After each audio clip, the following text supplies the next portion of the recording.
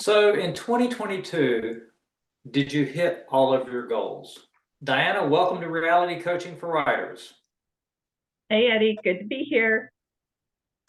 Nothing but the real stuff, no fluff. Although there is this little stuff going on. That's the high static, I think. So, Maybe you've been romping with your grandchildren. well, yeah, and I was thinking there was this time of the year, with there's a lot of static electricity because there's not a lot of humidity, right? You're down at the coast where there's normally a lot of humidity most of the year, but not this time of the year. Everything kind Right. of stands. Yeah. Not So running yeah. my humidifier. Yeah. So the question this year, we're talking at the end of the year, we're talking about, did you hit all your goals in 2022? Did everything that you set out to accomplish, did we accomplish it? And Diana, you've got some thoughts on this that we were talking about before we came on. Right. And so if you didn't, hopefully you'll have a few new ideas in hitting them for 2023. Can you believe it? 2023. I think I'm still stuck in pandemic 2020 in a few areas anyways. But yeah, I think it's a great topic. We all tend to sit down with a pad and pencil at this time of the year, and we do an assessment. We look back on what the year, all the year contained. We look back at our victories. We look at our places where we feel like we failed in some areas, and we just kind of assess everything. So I thought maybe this would be a great topic for us today. Eddie, do you write out yearly goals? Well, I don't write out all of my goals. I write out the writing goals. And that's, Okay. I've got that over on this little notepad right behind me. I don't know, anyway, I've got these goals sitting right here, so I never forget them. And in 2022, I had complete down to Davy Jones, and I think I've mentioned that I've finished the first rough draft, and next week somewhere I've got to go and just get off for a while and just read it to myself in the Microsoft Word one more time before I send it to my editor. So I think I hit that goal. And then there were four other ones that I didn't have necessarily for this year. These are ongoing projects, but I kind of hope to get the next three completed by 2023. So yeah, that's my goal for 2023. And the scary part is I don't have anything lined up for 2024 yet. So that'll come during this year. And that's part of what we're going to talk about today is during 2023, while you're setting your goals, you also have to be thinking ahead for the next year. To begin planning for that 2024, so it doesn't get there and you go, oh, blank screen, nothing to write. Yeah, especially writers, that's to have those long range projections. It's valuable because if you do put a book out there, your reading audience is always wanting the next one and the next one. And if you can't get to them in a reasonable amount of time, they kind of go away and they find other writers and they invest their time in them. So it is very important. And plus, I think it's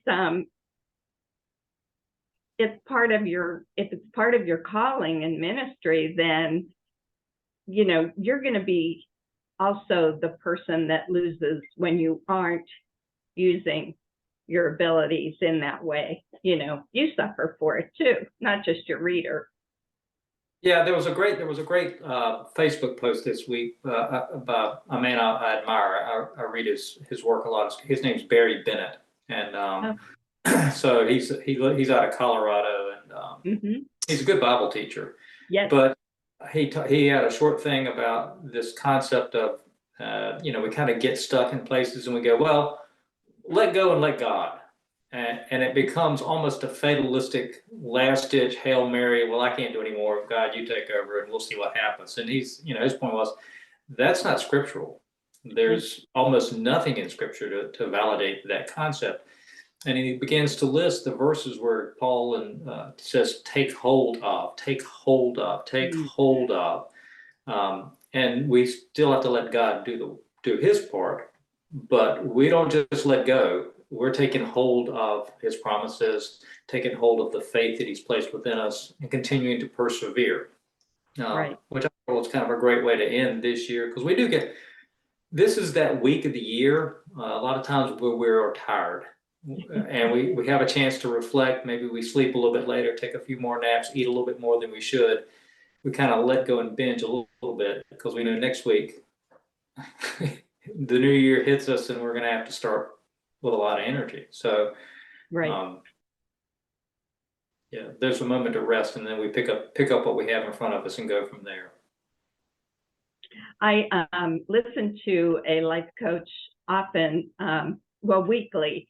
She just puts out a short little thing, and I've taken a few of her courses. Her name's Terry Savelle Foy, and she was saying that this coach went in to speak to some NFL players. It was the Atlanta Falcons, actually.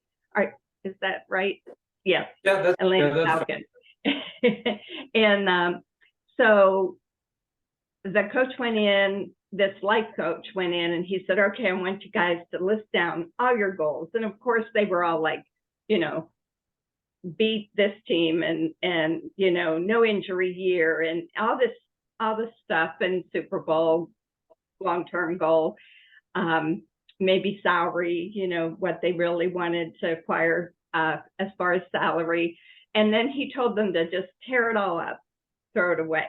And they kind of got mad at him because they had worked on this list. And then he said, now I want you to do a new list. And he said, I want you to list your commitment that you're going to have to fulfill those goals. Yeah. Because without the commitment, you can make lists all you want. How many of us find the list from the year before and we don't check anything off of it because we didn't really commit? We weren't really intentional. We did not really, baby step our way to fulfill that goal. And it's kind of, we need to know ourselves and put in practices that will ensure that we'll be able to check those boxes and we will reach our goal. So like Eddie, in your writing goal, you said you wanted to complete that novel, and now you're doing a reread of it and polishing it up, but you fulfilled that goal. What kind of discipline did that require for you to do that? How intentional did you have to be? Well, I'm embarrassed to say this, but I think writers need to maybe have more tough love than sometimes we show. But in order to do that, I have to be basically a jerk sometimes to my family, especially to my wife, because this is my office and it's also her office. She shares with it, but okay. On Friday she babysits, and on weekends, my granddaughter comes over, and we've got the kids. And there are times, many times, when I have to deny her my caregiving help on Friday, because if I don't, what I'm writing is not going to get done. It's just not. I don't know if we've talked about it on this show, but if you're a writer and you're working from home, that's your office environment. And your coworkers, meaning your family, may not understand what you're doing, and it may create a lot of stress. So that's part of it for me. It's I've got goals that I kind of know at the beginning of the week what I need to do. I've got goals each day that I know what I've got to do at the end of the day. And Benny will ask me at the end of the day, well, how'd your day go? And I go, well, I got most of the things done today that I needed to get done. And by Friday, I better have it all done. It's the way I look at it. And if it's not on Friday, then I'm catching up on Saturday to get it all done. Because if you don't treat writing as a job, you're not going to be a writer. There's just no way to get around it. If you don't treat it as a job, you will not be a writer. There's no way. And this is probably one of the toughest vocations, I think, writing is to be an independent entrepreneur. Because number one, it doesn't look like you're making any money to most people, right? So in the business world, people would drive by and go, well, that business is failing. There's no customers in the parking lot. There's no employees. I don't even see a truck pulling up to deliver supplies, right? So that's not a good sign. You don't have any reviews on social media for what you're doing. And the people around you may going, how long are you going to keep doing this before you get a real job? So yeah, these commitments are huge, and we have to make them to ourselves. But the other part of this, and I think you hit on this in the post you put on Inspire Fire today, is accountability. If we share this commitment with at least one other person and ask them to hold us accountable and ask us, how are you doing? That's a big help, because you're going to have to report in. Yes, I agree. And accountability is really vital for me. I mean, having you tell me, okay, and you and I discussing the plan for our weekly videos, and also talking about, our website and different other things we do at writerscoach.us. It's US, I guess, supposed to be. But if I didn't have that, some days I would stay in bed and pull the covers over my head, truthfully. But having that, somebody, working alongside of me, it does make such a big difference. And I also know in my biblical studies, Bible studies, when I'm doing that with a group, be it a Zoom group like we did during the pandemic, or a women's group that actually meets at a location, when I'm doing life together with other women, it just enriches my time in God's word all the more. And so I just find that so helpful and valuable. Plus, they bring a perspective sometimes, an angle of looking at something that I would have missed if it weren't for their view of the topic we're studying. So I just think it's so valuable, community. Yeah. Yeah. So my friend Pat, he's working on a project, and I'm really excited about what he's working on. I think we both agree it's probably going to be the best thing, or the most. It's the thing that's going to be Pat's legacy when he finally completes it. The working title is Eyewitness. And Pat's a paramedic. That's his background. And so this is about a time travel thing where a paramedic working in an ER room goes back in time to the crucifixion and spends time with Dr. Luke during the crucifixion. And the paramedic learns some things from medicine that he didn't know in modern time, right? So anyway, it's a high concept story.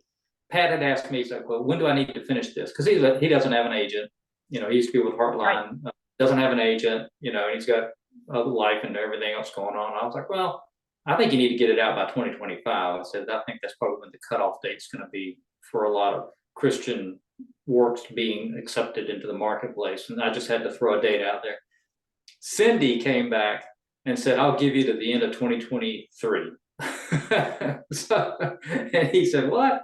She goes, yeah, if you can't write that novel in 1 year, you don't need to be writing it. She was just she's being hard on him. So he picked up, he said, okay, well, 2023 it is. I'll have this manuscript completed by the end of 2023. And because Cindy threw it out there, he'll do it. I think he'll get there. I agree with her. I mean, it's, although, like you said, high concept and quite a complex plotline there. Yeah, with a lot of research. So he's going to have his work cut out for him. Yeah. And the thing about the way we put this out there is he was asking about when it should be published. And I was saying you need to have it published by the end of 2025. Yeah. That means you got to back up from there when you have it finished. And Cindy's like, you got to have it finished by the end of 2023. And that brings us to what you mentioned earlier. It's one thing for us to set commitment goals to things that we have control over. Like we can control when we sit, to the most part, unless life gets away, when we can sit down and write. That's within our control. We can determine where we sit and how long. But we can't control whether it's going to get published if you're going traditional. Right. All you can do is write the story, but you don't have any control over whether or not you make the Super Bowl. To a large degree, right? You can only control your position on the team your team can only control what they can't control what other teams do, right? If a team goes off and goes undefeated and you're playing them in the Super Bowl, there's no, so we can only control what we can control. And that's where our commitments, I think, need to fall in line with. Well, and another thing that Terry Savoy Foy said was she has a non-negotiable routine every morning. And so that means her family, her husband, her daughter, even her staff, they conform to her schedule. And that's how she gets so much accomplished. She speaks all over the world. She writes a new book every year. She individually coaches people. So it's, in order to achieve a lot of things, you need to have some non-negotiables. Like you said, Fridays, you're in your office, you're not available unless you finish up the task. And the one thing that has really served me well, especially this year with moving from Asheville to the coast and reestablishing myself here and being self-employed, it takes a lot of discipline to show up when you're tired or you just, kind of would rather sit and watch 5 Hallmark movies in a row, And so there's a thing that I learned, and I wish I could credit the person. It could have been Terry, who knows. I'm one of her gurus. She's my guru, but it's called Most Important Tasks, MIT. And every day I make a list, first thing, or the night before, preferably. And it's the MIT list. And then I list out exactly what I'm going to do for the day. Like you said, you have your daily goals. And if I don't get that done by 11 o'clock at night, then that new list, those things that I didn't accomplish, get put on that next day.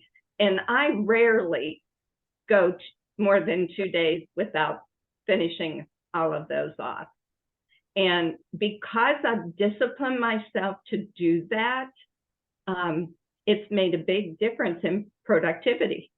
And for me, productivity is paying my bills and my rent, so it's a necessary thing, but, and so it's highly intentional for me. It's super intentional. Yeah, that's one of the reasons I enjoy those parables Jesus tells about farming so much, because a farmer, in a large degree, is very much like a writer.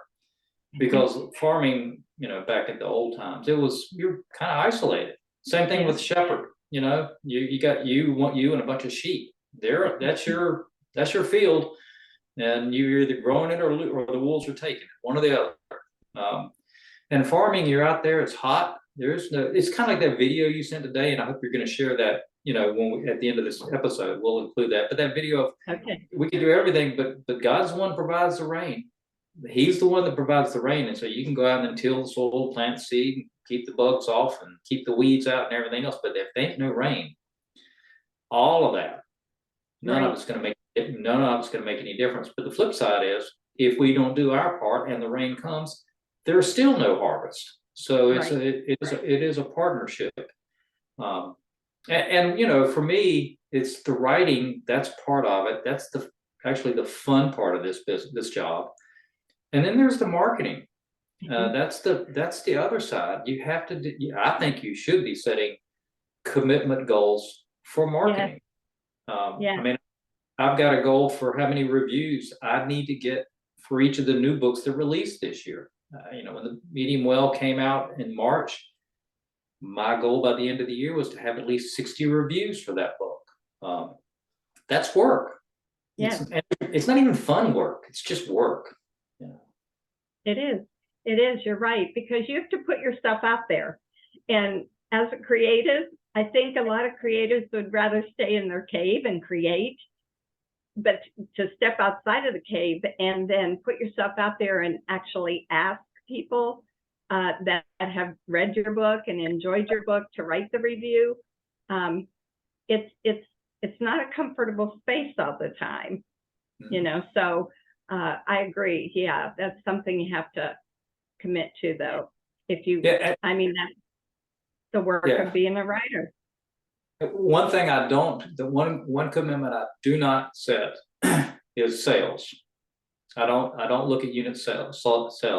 Now, when I was in sales, I did that.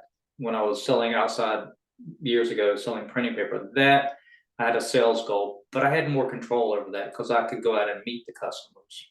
You know, when you're writing and you have a book published, we don't have that control very, very rarely, unless you're out speaking, unless you're in a school or something like that, then you can have more control over it. But we really don't have that much control on who's going to buy our book. We can do a lot of things, but we can't really, in my world, in the old days, you can't get in front of somebody and just grab them by the throat and just say, please buy my product. Please. I don't know if I've ever told you the story. I can't remember if I've shared it yet, but when I was a kid, when I was in sales, and Wim was about 5 or 6, I would take him with me on sales calls on the days he was tracked out of school. And I would go in and make the sales pitch. And then when I was done, I'd turn around to him and I'd say, you know, I kind of linked that way. I'd say, and he would sit up because he was shy. He still is. He'd sit up and he'd go, so can we have the order, please? And that was his way to the purchasing agent or the buyer or whoever, you know, I'd let the 5-year-old ask, can we please have the order? And I always got an order, right? You know, because who's going to turn out a 5-year-old kid, you know, right? But we don't, in writing, we don't have that control anymore. We can't do that. Hey, maybe we should bring your granddaughter on sometime. Well, I have thought about it. I mean, this is, you know, being shameless, but I have thought about just getting a whole bunch of videos with Selma pitching my books, because I'm sure it would go viral and I'm sure I'd sell the book. But then, you know, when she gets to be a teenager, she's going to be scarred and, you know. Let's do a test run here on reality coaching for writers and just see. Or maybe that's what we should do. And we're down a rabbit trail. Maybe we should go out and hire some young kids to be actors and actresses for us and pitch our books on YouTube and TikTok or whatever that thing is that everybody watches. You know, let them be our spokesperson. Please buy this book. This poor guy needs the book. Please buy. Yeah. Oh gosh. Well, let's see. Let's get back on our topic here. So Proverbs 11:24 said, the world of the generous gets larger and larger, but the world of the stingy gets smaller and smaller. So as a writer, how are the ways that you, Eddie, have brought generosity into your writing? Because I know you're very generous and you find ways to give gifts of writing in different ways. So can you share some of those ways that, and yeah, have you seen fruit from that as far as well, the first thing I'd say is you can't be generous unless you have something to give to begin with. Mm-hmm. So before you're going to be able to give the gift of writing to anybody, you got to be a writer that has something worth giving, and that takes time. It has taken me a long time to finally get to the point where I feel like I've even got anything worthy to offer to anybody. I mean, this is not false humility, Diana, but I think you can appreciate this. When I think of the people that I sat under back in 2005, even to 2010 at Blue Ridge and the writers' conferences, those people, as wise as they were, and what I learned from them, and for me to think that I could possibly do anything like that now is inconceivable, right? Because they were so much better at giving and they knew more than I did, if this makes sense. So there's that side of it that goes, well, really, I don't have that much because I'm looking at what they had and I don't have that. But the flip side is we all have something we can give. Right. You know, if you're a little bit along the way, you've got more than at least one other person. And if you do give it away, number one, and it's of quality, somebody else is going to find you. The word of mouth, somebody else will be recommended eventually, and they'll come back and they'll ask, can I have a little bit of what you've got? And you just keep giving it away. the way I do it is I try to give it through education as well, so that they're not me constantly having to give it. I'm trying to teach people how to do what I do, and then Right. once they learn, they don't need me anymore. Right. Yeah, that's great. That's beautiful. I agree with that. And that's definitely part of why we do these videos. There's no fees involved. It's just our heart to want to help and come alongside writers and just kind of encourage you and spur you on. I had a thought come in and it was such a good one, and now I don't know if I can grab it, but well, while you're thinking on that, there was something earlier I wanted to throw out. I don't want to forget this. okay. Is one of the advantages that a writer's coach, and any life coach, but in this case, a writer's coach brings to our clients is the accountability. Yes. Is us following up at least once a month going, where are you on this project? And for the small amount of money you're paying, you a lot of times on mine, it's a retainer each. For the small amount of money you're paying, just having somebody to follow up each month and remind you, hey, where's the book? Where are we on this chapter? Right? That's a value, because it's an accountability partner that's in the business of the writing business. And I don't have too many clients like that, Diana, but I've got a couple that's really all they need. They just need somebody to follow up and prod them and keep prodding them, and have them on a tickler for a while to remind them that, hey, it's been a couple of months. I haven't seen anything new coming from you. What's going on? So that's a value, if you're looking for a writer's coach, something like that. Yeah, I think that's great value. I thought of what it was. One of the goals I would like our listeners to consider is investing in yourself. So purchase a class. If you see someone has a webinar, or you see a lot of these boot camps where it's 3 days of intense face Zoom type presentations on a skill that you want to polish and develop more. And I spend Mondays doing tutorials and learning something new every Monday. It's my day to learn something so that I can bring more to our clients and enrich my own life. So I would want to encourage you, as one of your goals this year, is to consider once a month setting aside one day to there's so much free content. If budget issues are a concern, then go for the free content that's available, like ours, and sit and take notes.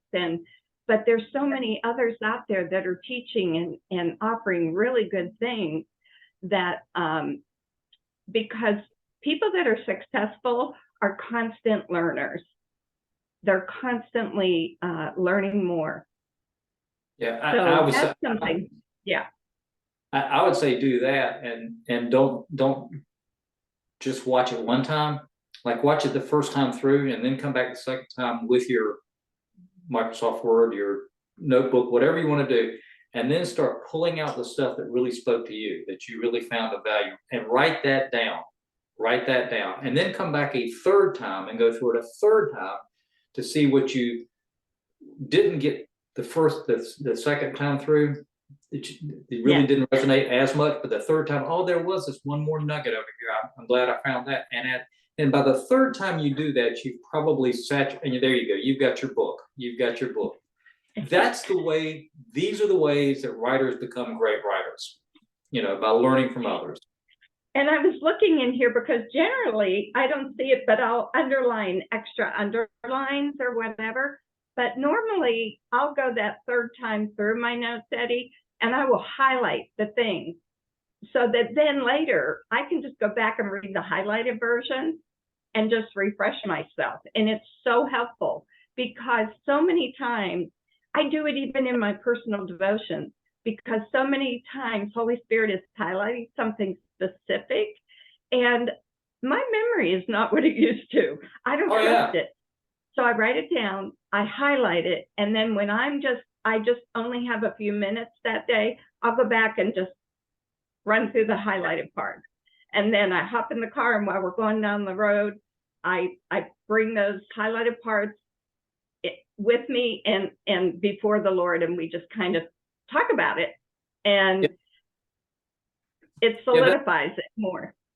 Yeah, the book, A Novel Idea, that I've got out there, the little writing book, you know, it's like 10, 20 pages. Anyway, it's thin. That's where that book came from taking notes from 10 years of writers' conferences, me taking notes, and I didn't want to lose it. So I had these notes, and then I put them together, and of course it needed to be proofed. But I created a novel idea for myself. That was my book, my writing book, because I can go and open it up to a page, and I still do open it to a page. So, you know, if you do this, eventually you'll have your own little writing book. You can publish it or not, but it'll be yours. And the other thing, another way to look at this, if you're trying to set a commitment goal for this year, and again, this is something that's within all of our ability to do, is to focus on one aspect of writing. If somebody tells you that character development, for example, character development for Eddie, if that's a weakness, to set that as a goal for 2023 for me, to buy books, to read courses, to go online and read what other people do, how they do character development, do all these and take the notes. And if I do that, by the end of 2023, I better be a better writer for character development, and I probably will be a better character development writer. And if you set one writing goal a year, in 10 years, you've improved 10 different skills in writing, you know. And I love that. Yeah. And that's part of, I wrote a post on Inspire Fire, and it went up today, is about baby stepping your way to something. You know, I think so many times we get overwhelmed with huge goals, and then we're disappointed when we don't meet them. But when you break anything down, you know, the old proverb about how do you eat an elephant? One bite at a time. It's the way you develop any skill. It's bit by bit, step by step. So yeah, that's excellent, Eddie.